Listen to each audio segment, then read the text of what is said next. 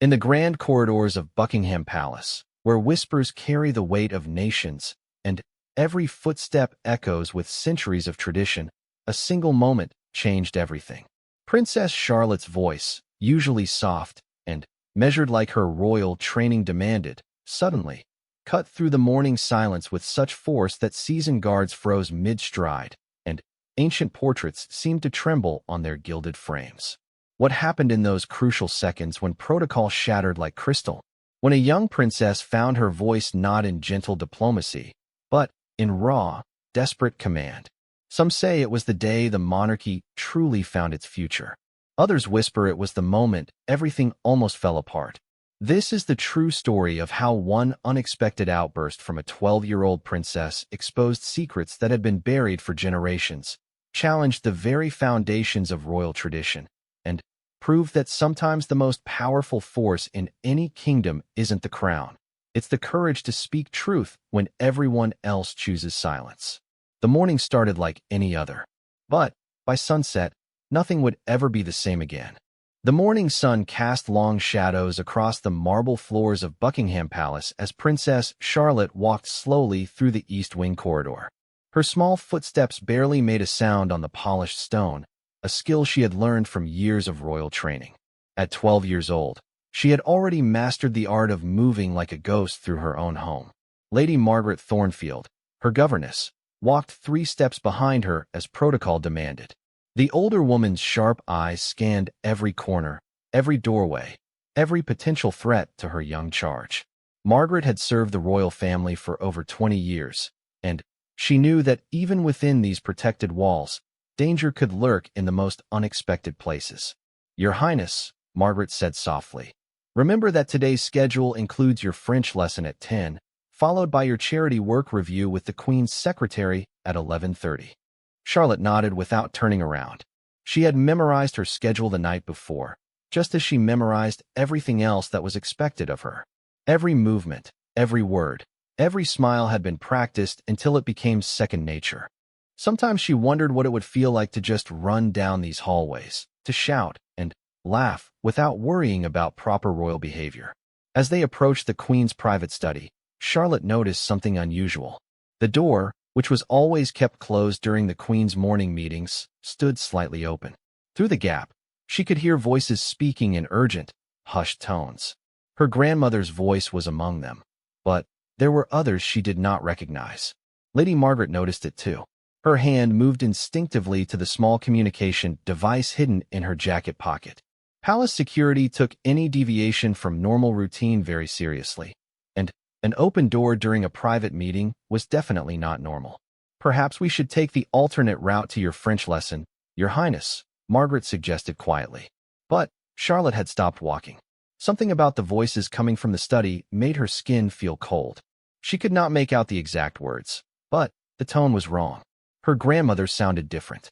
Not like the strong, confident Queen Charlotte knew, but smaller somehow. Worried. "Your Highness," Margaret whispered more urgently, "we really should move along." Charlotte held up one small hand, a gesture that would have seemed imperious if not for the genuine concern in her young eyes. She had grown up in this palace, had learned to read the moods and rhythms of royal life like a musician reads notes on a page. Right now, every instinct she had developed told her that something was very wrong. The voices in the study grew slightly louder, and Charlotte caught a few words. "Scandal," someone said. "Cover up. The press cannot know." Her heart began to beat faster. Charlotte had been raised to understand that the royal family lived under constant scrutiny, that their every action was watched and judged by the world. But she had also been taught that they lived above reproach, that the crown represented honesty and duty above all else. The words she was hearing suggested something different entirely. "Margaret," she whispered, "what kind of meeting is grandmother having?" Lady Margaret's face had gone pale. She too could hear enough of the conversation to know that this was not a routine royal business meeting. Her training told her to remove the princess immediately, to report the unusual circumstances to palace security, and to maintain the carefully controlled environment that kept Charlotte safe and sheltered.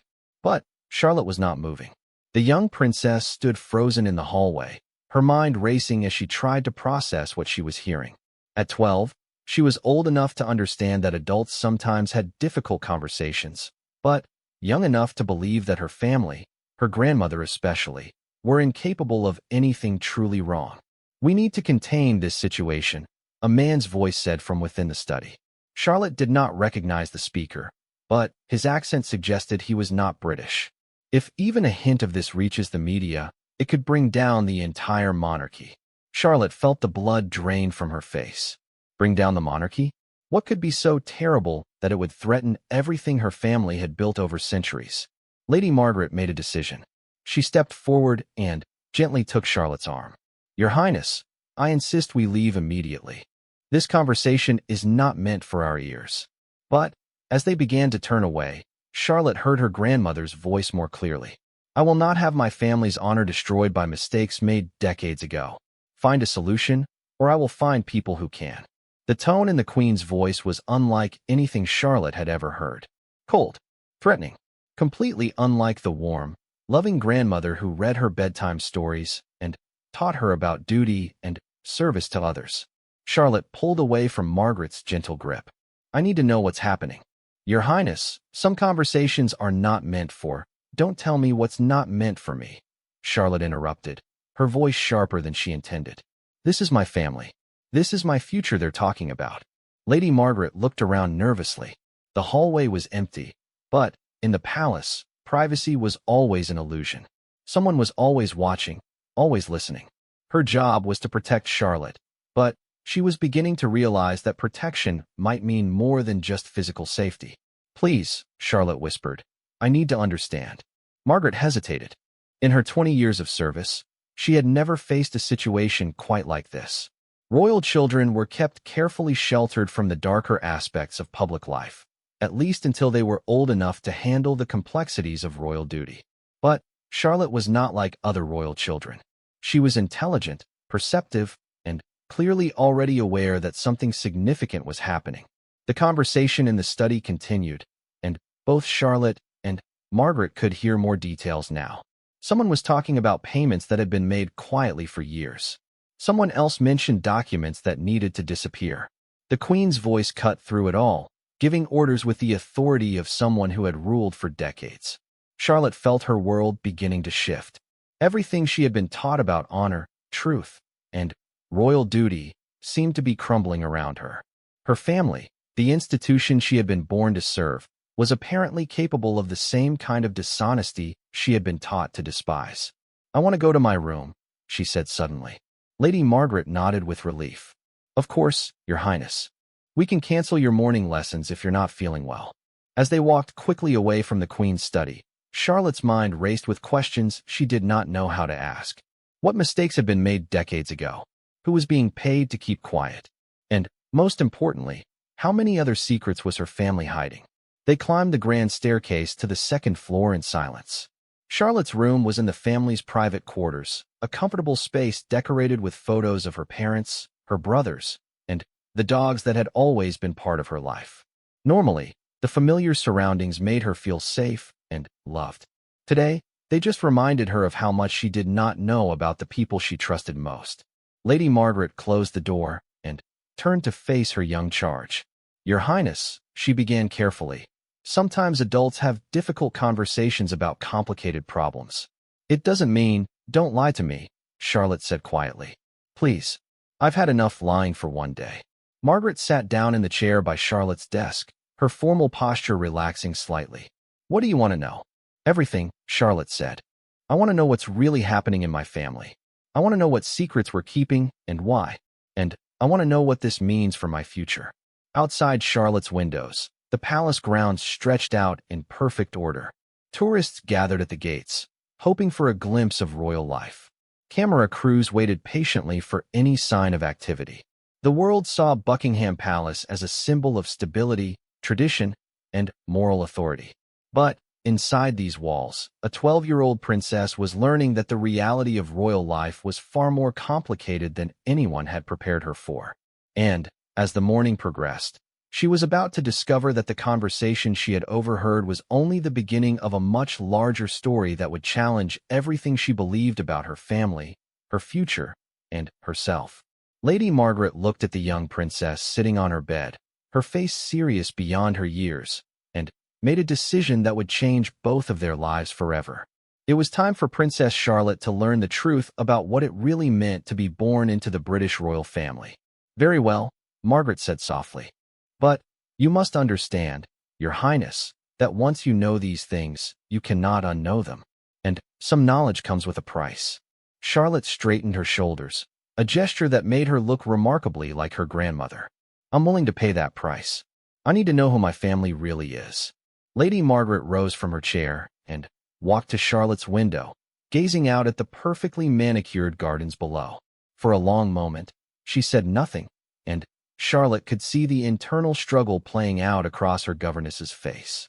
When Margaret finally spoke, her voice carried the weight of years of carefully guarded secrets.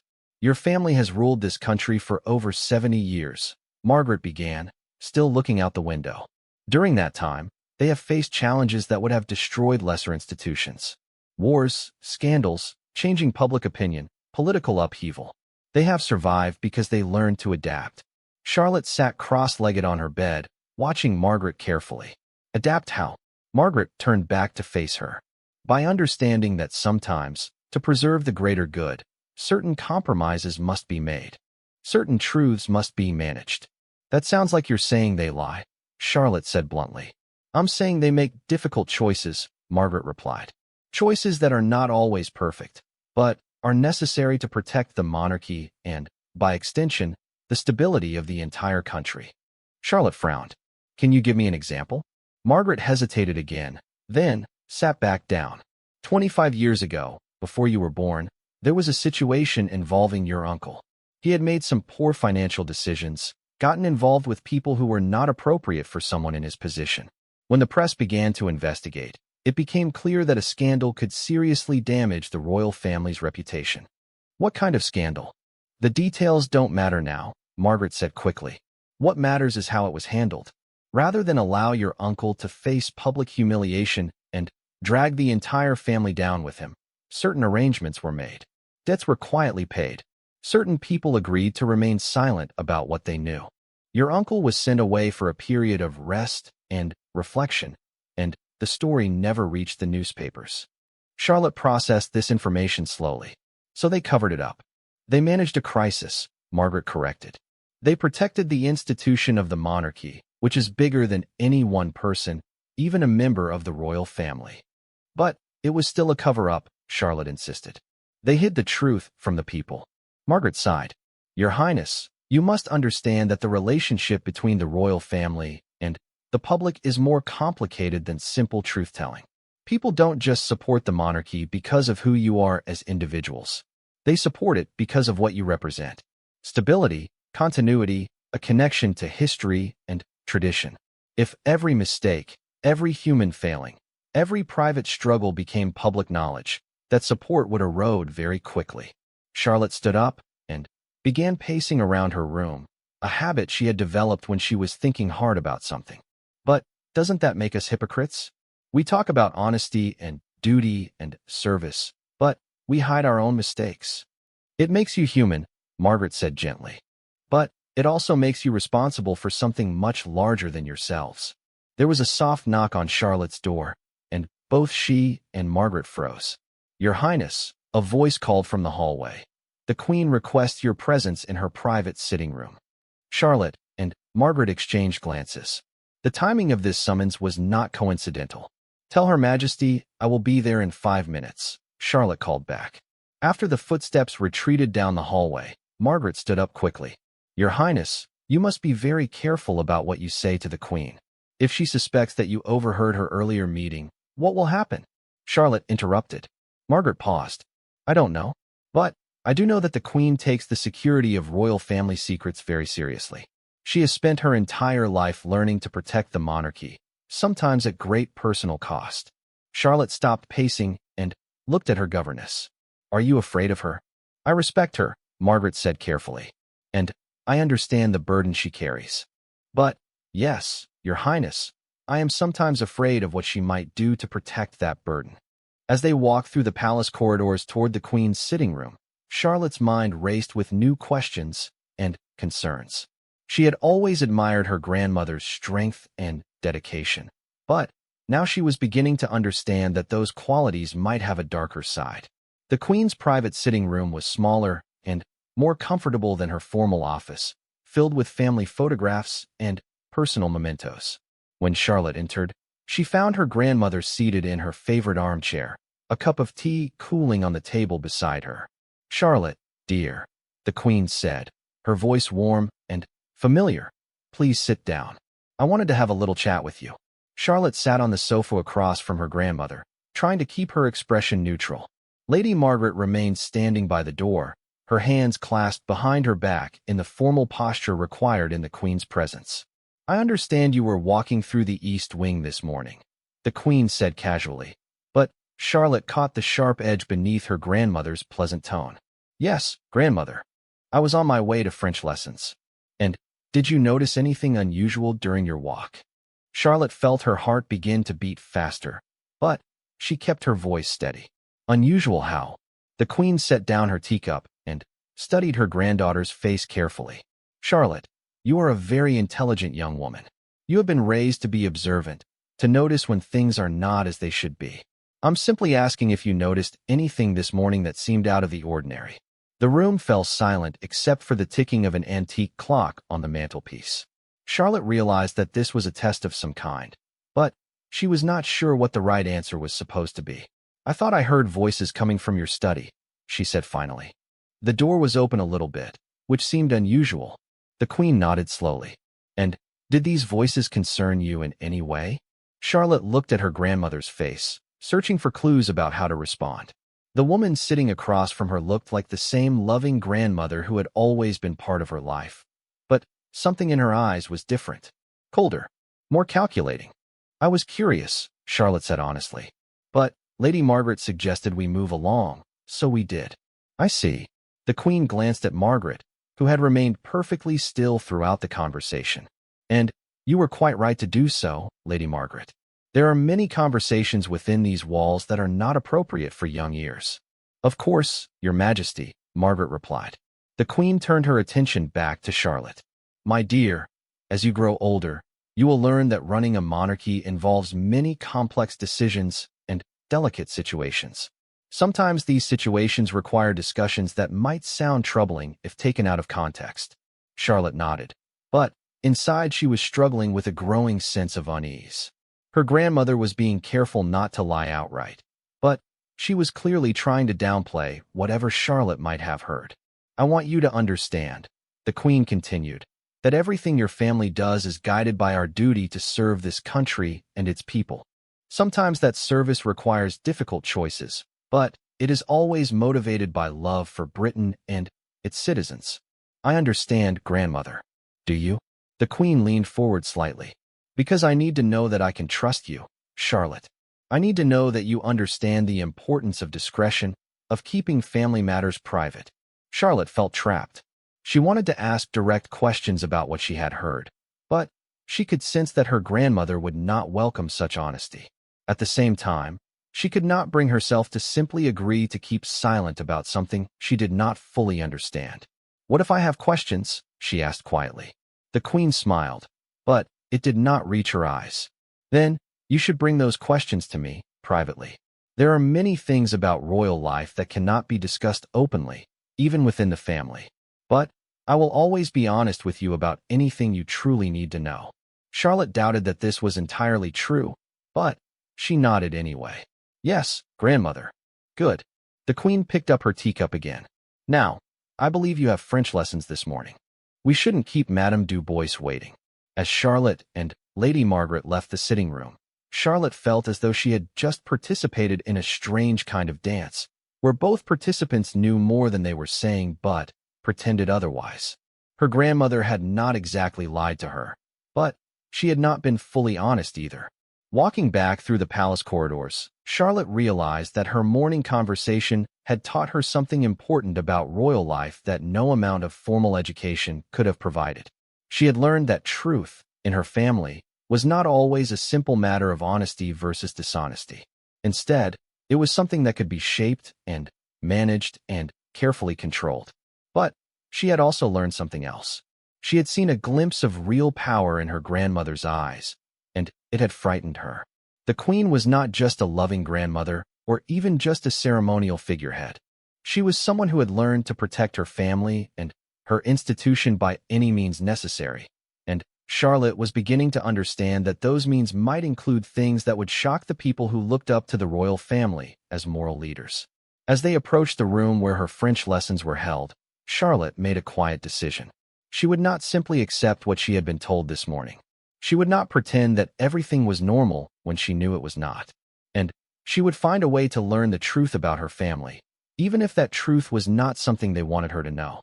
Lady Margaret opened the door to the classroom, but before they entered, she turned to Charlotte one more time. "Your Highness," she said quietly, "please be very careful about the questions you ask and the answers you seek. Some knowledge is dangerous, especially for someone in your position." Charlotte looked at her governess and saw genuine concern in her eyes. "Are you trying to protect me, Margaret? Or are you trying to protect them?" Margaret's face went pale. "I'm trying to protect you all," she said finally. "But I'm beginning to fear that may not be possible." 3 days passed after Charlotte's unsettling conversation with her grandmother, and life in the palace seemed to return to its usual rhythm. French lessons, charity work briefings, family dinners where conversations remained carefully polite and surface level. But Charlotte could not shake the feeling that she was living inside a performance, where everyone knew their roles, but no one was willing to acknowledge that they were acting. On Thursday morning, she made a decision that would change everything. Charlotte had always been an early riser, a habit that gave her precious moments of solitude before the palace came fully alive with activity. She often used this time to walk through the quieter sections of the building, areas where tourists never went, and where even staff members rarely ventured. It was during one of these early morning walks that she discovered the palace archive room. The room was located in the basement level, behind a door marked only with a small brass nameplate reading historical records. Charlotte had passed it dozens of times without giving it much thought, but today something made her stop and try the handle. To her surprise, the door opened easily. Inside, she found rows of filing cabinets and storage boxes stretching back into the shadows. The air smelled of old paper and dust, and everything was organized with the meticulous care that characterized all aspects of palace life. Charlotte realized that this must be where the royal family's private documents were stored, the papers and records that documented decades of royal history. She spent 20 minutes exploring the room, running her fingers along filing cabinet labels and reading the dates on storage boxes. Most of the material was clearly routine, correspondence, official schedules, household accounts. But then, she found a section marked Confidential Records that immediately caught her attention. The confidential files were kept in a separate cabinet with a lock, but Charlotte discovered that the lock was old and loose. With a little pressure, she was able to open it without a key. Inside, she found folders organized by decade, each containing documents that looked far more interesting than routine palace business. She pulled out a folder marked 1990s, Family Matters, and began to read. What she found inside made her stomach turn cold. There were letters from lawyers discussing payments made to suppress potentially damaging stories about various family members. Bank statements showing large sums transferred to offshore accounts. Correspondence with newspaper editors about killing stories before they could be published. Most shocking of all, there were detailed reports from private investigators who had been hired to gather compromising information about people who posed threats to the royal family's reputation. Charlotte sat on the floor of the archive room, surrounded by evidence that her family had been engaged in systematic cover-ups and manipulation for decades. The scope of it was breathtaking. Scandals involving financial impropriety, inappropriate relationships, even accusations of corruption had all been quietly managed through a combination of money, intimidation, and careful manipulation of the press. One document particularly caught her attention. It was a memo written by someone identified only as Chief of Security and dated just 2 years earlier. The memo discussed strategies for dealing with a former palace employee who was threatening to reveal information about irregular financial arrangements within the royal household. The proposed solutions included offering the person a substantial payment in exchange for silence, but also included what was described as alternative measures if financial incentives proved insufficient. Charlotte felt sick. This was not the family she had been raised to revere. These were not people motivated by duty and service to others. These were people who had learned to protect their positions and privileges by any means necessary, regardless of the ethical cost. She was so absorbed in reading that she did not hear footsteps approaching until it was too late. "Your Highness," a voice said from the doorway. "This area is restricted." Charlotte looked up to see Captain James Morrison, the head of palace security, standing in the entrance to the archive room. He was a tall, imposing man who had served the royal family for over 15 years, and Charlotte had always found him somewhat intimidating. Now, seeing the cold expression on his face, she felt genuinely frightened.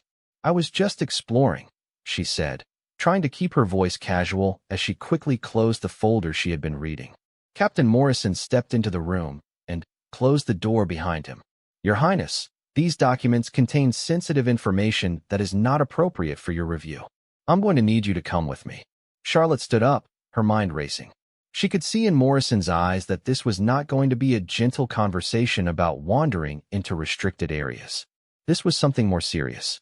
"What kind of sensitive information?" she asked, surprised by her own boldness. Morrison's expression did not change.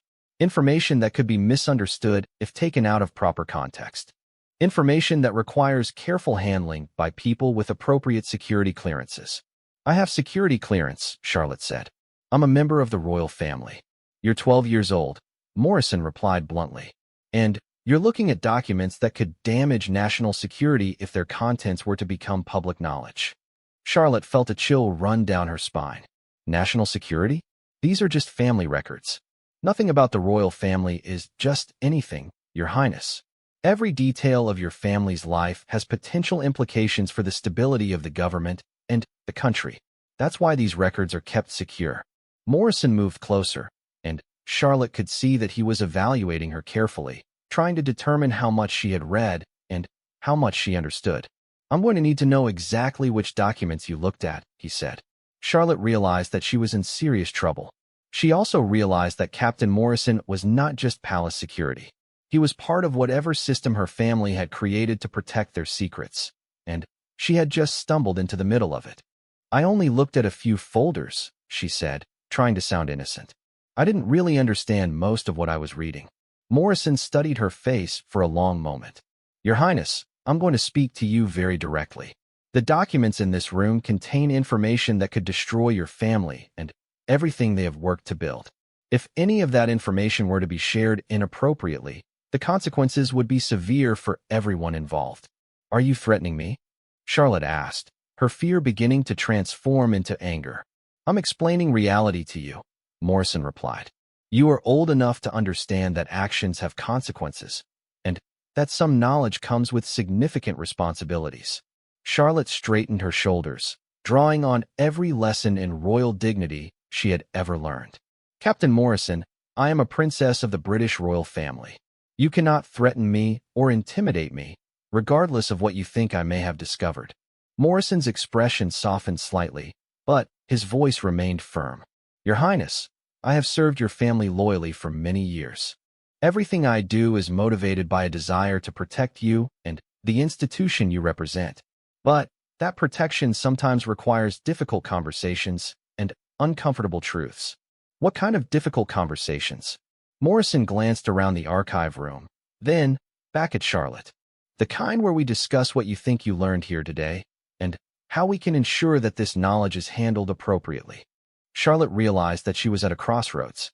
She could pretend that she had not understood what she had read, could allow Captain Morrison to escort her back to her room, and pretend that this conversation had never happened. Or she could stand her ground and demand real answers about what her family had been doing. "I want to speak to my grandmother," she said finally. "I don't think that would be wise, Your Highness." "I don't care what you think is wise," Charlotte replied, her voice growing stronger. "I want to speak to the Queen immediately." Morrison hesitated. Charlotte could see that he was trying to decide how to handle a situation that clearly fell outside normal palace protocols. He could not simply order a member of the royal family around, but he also could not allow her to leave with the knowledge she had gained. "Very well," he said finally.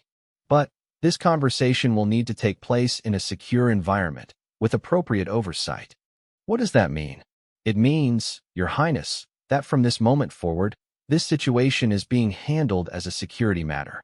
Your movements will be monitored, your communications will be supervised, and any further investigation on your part will be prevented." Charlotte felt the walls closing in around her. "You can't do that. I'm not a prisoner." "You're not a prisoner," Morrison agreed. "You're a 12-year-old girl who has accidentally accessed information that could threaten the stability of the British government. And until we determine how to manage this situation, you will be kept under protective supervision." As Morrison escorted her out of the archive room and through the palace corridors, Charlotte realized that her quest for truth had just made her a threat to her own family. The documents she had read proved that the royal family was capable of far more than simple cover-ups and media manipulation. They were part of a system that was willing to use intimidation, financial pressure, and what Morrison had called alternative measures to protect their secrets. And now she was caught in the middle of that system, with no clear way out. But as they walked toward what Charlotte assumed would be another uncomfortable conversation with her grandmother, she made a silent promise to herself. She would not be intimidated into silence. She would not pretend that she had not seen what she had seen or learned what she had learned. Somehow, she would find a way to get the truth out, even if it meant challenging everything and everyone she had been raised to trust and respect, even if it meant risking her own position within the family she loved. The little girl who had started the morning looking for answers was gone. In her place was a young woman who had seen too much to ever go back to innocent trust, and who was determined to use that knowledge to change everything. Captain Morrison led Charlotte through a series of corridors she had never seen before, deeper into the palace than she had ever ventured. These were not the elegant, tourist-friendly halls she knew, but working areas where the real business of running the monarchy took place. The walls here were plain and functional, lined with offices where staff members handled everything from financial matters to media relations to international diplomatic communications. They stopped at a door marked Secure Conference Room A, which Morrison opened with a keycard.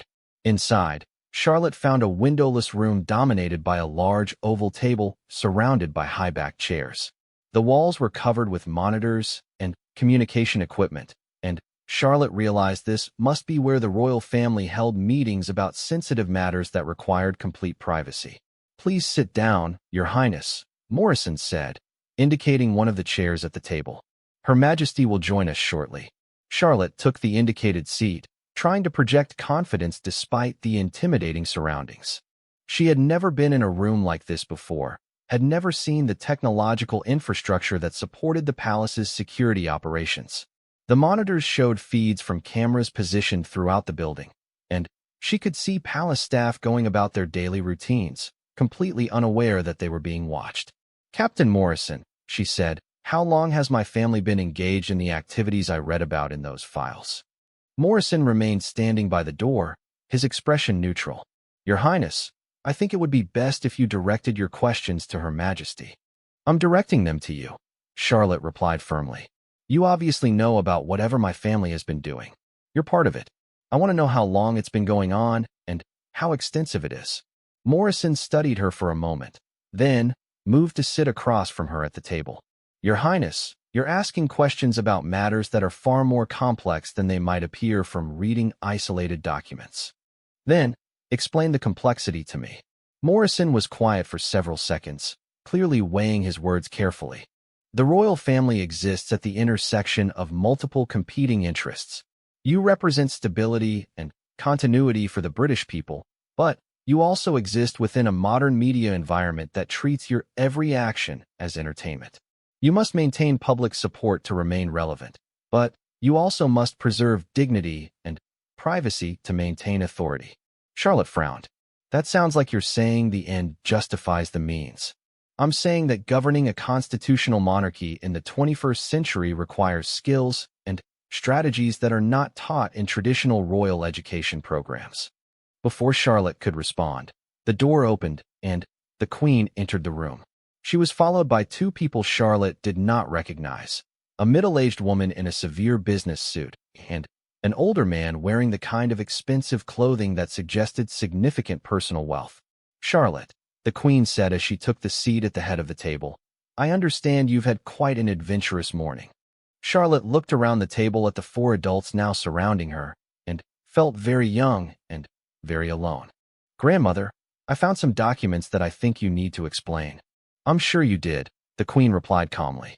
"But before we discuss what you think you learned, I'd like you to meet some people who help our family navigate complex situations." She indicated the woman in the business suit. "This is Victoria Ashworth, our family's legal counsel. She specializes in privacy law and crisis management." The woman nodded politely at Charlotte, but said nothing. "And this is Sir Edmund Harrington," the Queen continued, indicating the well-dressed man. "He manages our family's financial affairs and helps us maintain appropriate relationships with various business and political interests." Sir Edmund smiled at Charlotte, but something about his expression made her uncomfortable. "It's a pleasure to meet you, Your Highness. I've heard wonderful things about your intelligence and maturity." Charlotte looked back at her grandmother. "Why are these people here?" "Because," the Queen said, "the situation you've created by accessing confidential documents requires expertise that goes beyond normal family conversations." "What situation have I created?" Charlotte asked, her voice rising. "I just read some files. I didn't do anything wrong." Victoria Ashworth spoke for the first time, her voice crisp and professional. "Your Highness, in legal terms, you have accessed confidential documents without authorization. More importantly, you now possess information that could be considered sensitive from a national security perspective." Charlotte felt a surge of anger. "I'm a member of the royal family. Those are documents about my own family. How is that accessing them without authorization?" "Because," Sir Edmund said smoothly, "some information is restricted regardless of family relationships.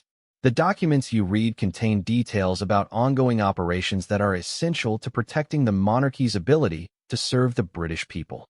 Charlotte looked around the table again, beginning to understand that this was not a family meeting. This was something else entirely. "What kind of ongoing operations?" The Queen leaned forward. "Charlotte, every successful institution learns to adapt to changing circumstances. When your great-great-grandmother ruled this country, the challenges were different than they are today. We faced different threats, different pressures, different expectations from the public." "So you lie to them?" "We manage information," Victoria Ashworth corrected. "We ensure that the public receives an accurate understanding of the royal family's role and activities without being overwhelmed by details that might be misinterpreted." Charlotte stared at the lawyer. "That's the most elaborate way of saying lying that I've ever heard." Sir Edmund chuckled. "Your Highness has quite a sharp mind. But perhaps that sharpness will help her understand that the situation is more nuanced than simple categories of truth and falsehood." "Explain the nuance to me," Charlotte said. The Queen exchanged glances with her advisors, then turned back to Charlotte. "Very well. You want the truth? The truth is that the British people expect their royal family to be perfect. They want us to be moral exemplars, wise leaders, and fascinating celebrities all at once. They want us to be completely transparent about our lives, but they also want us to maintain mystique and dignity. They want us to be just like them, but also completely different from them."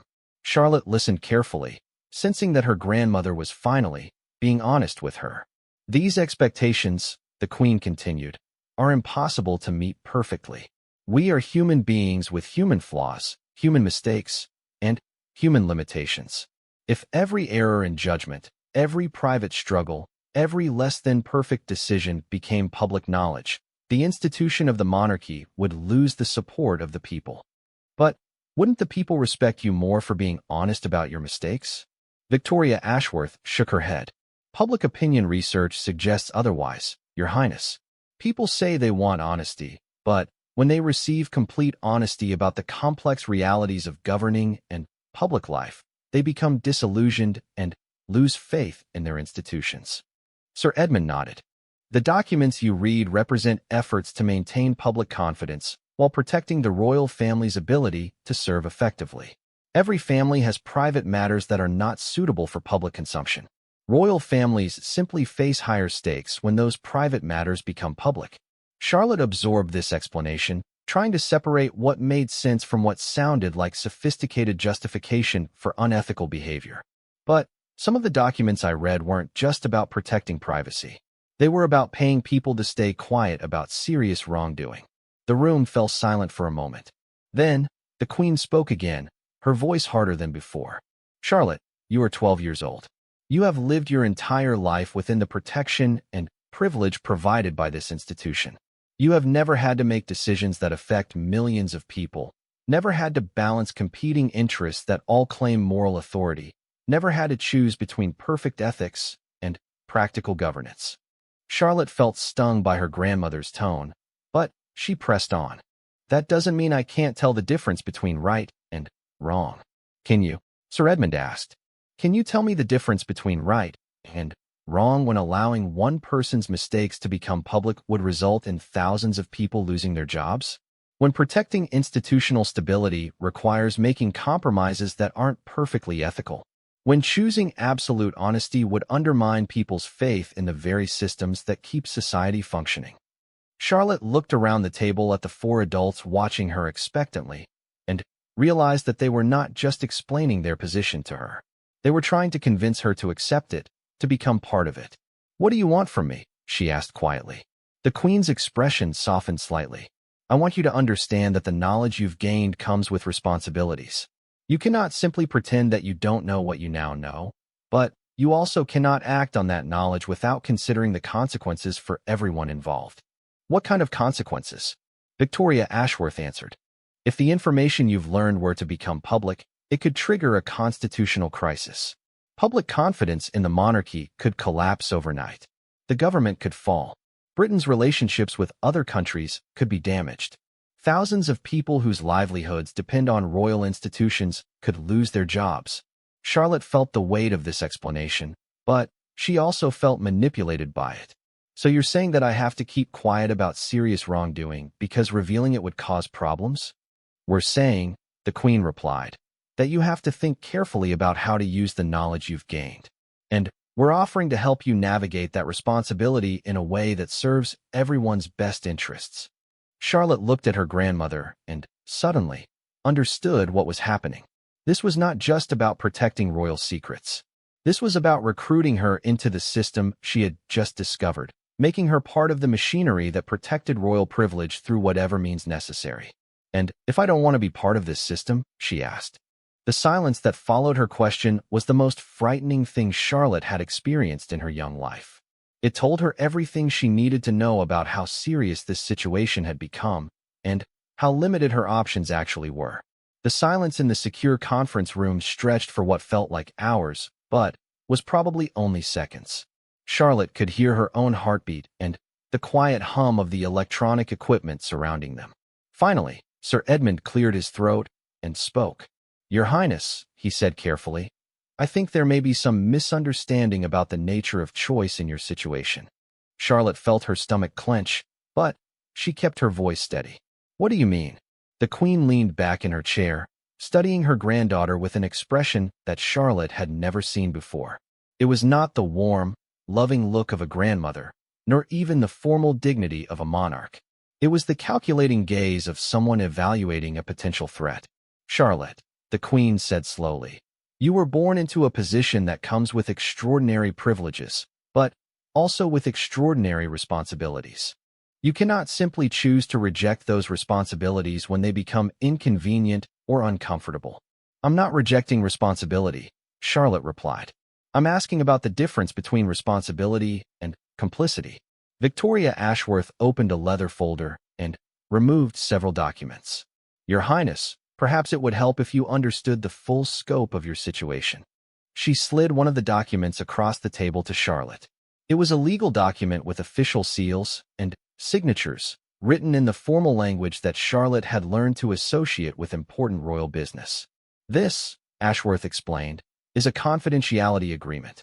It legally binds anyone who signs it to absolute secrecy regarding sensitive royal family information. Breaking this agreement carries severe penalties, including potential criminal charges under national security laws. Charlotte looked down at the document without picking it up. You want me to sign something that says I'll never talk about what I learned? We want you to formalize a commitment to discretion that you should already understand as a member of the royal family, Sir Edmund said. This simply makes that commitment legally enforceable. Charlotte pushed the document back across the table. I'm 12 years old. I can't sign a legal contract.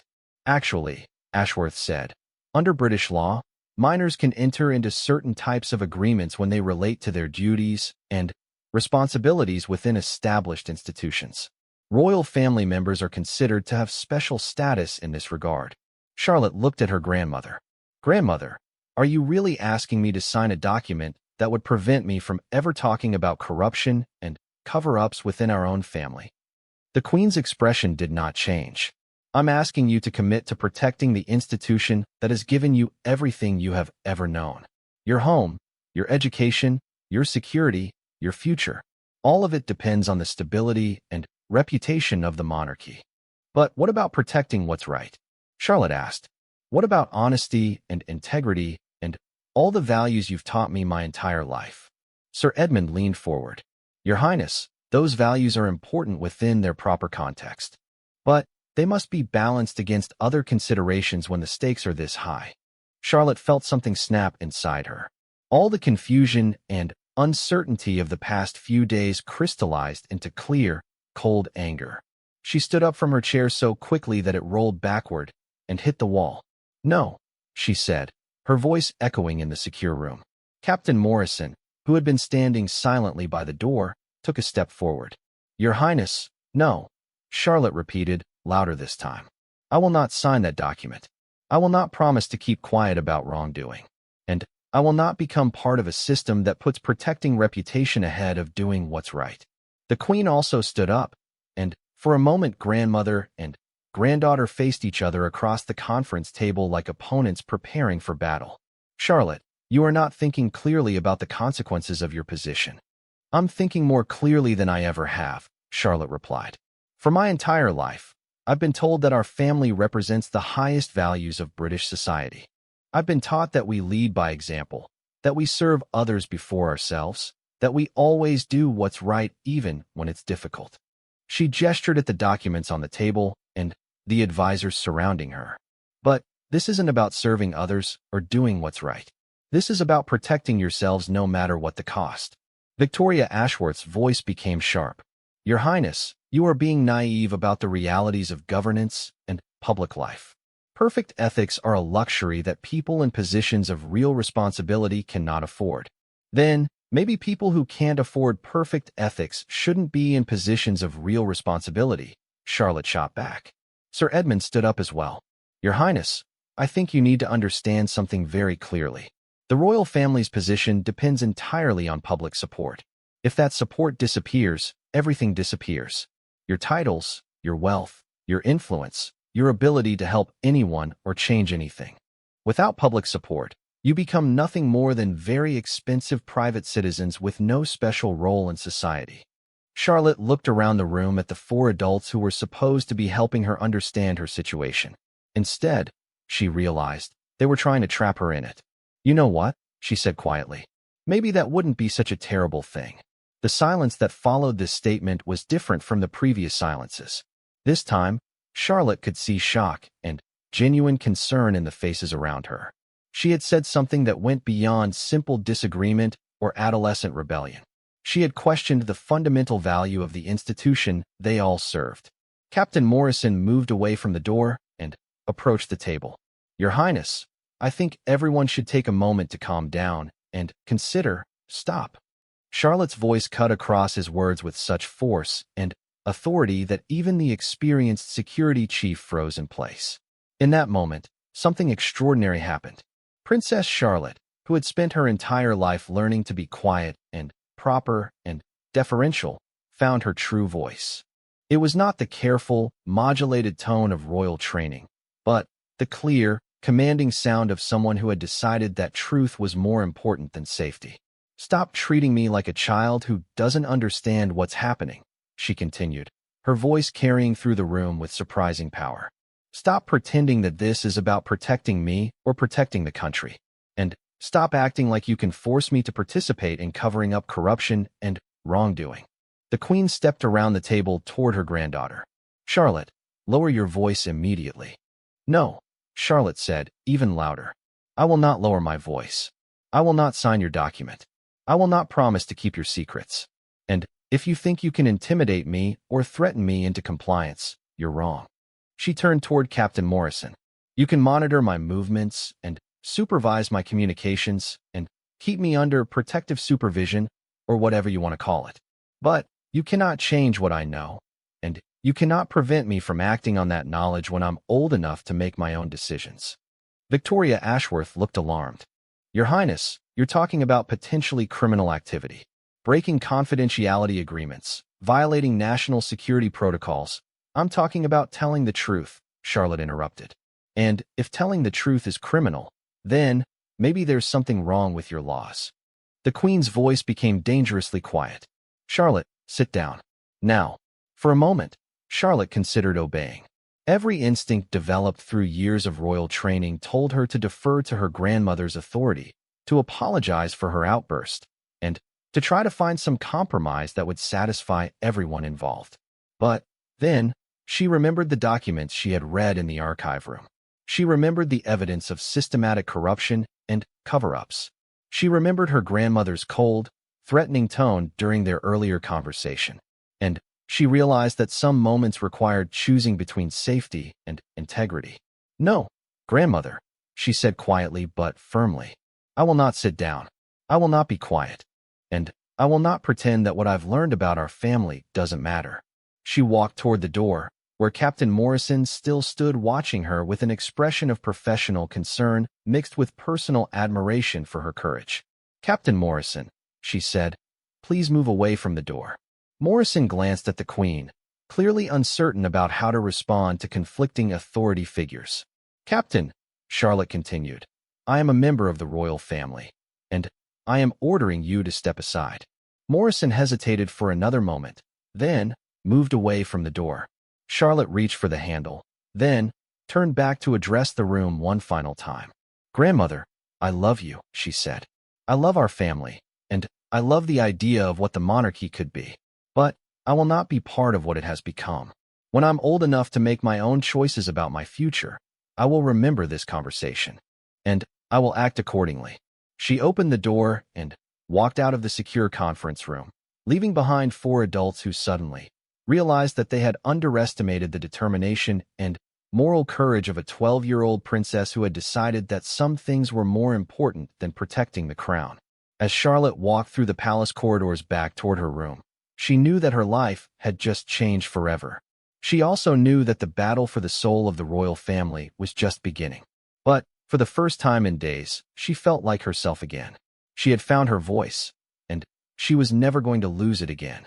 Behind her, in the secure conference room, the Queen sat down heavily in her chair and turned to her advisors. Gentlemen, lady, she said quietly, I believe we may have a more serious problem than we anticipated.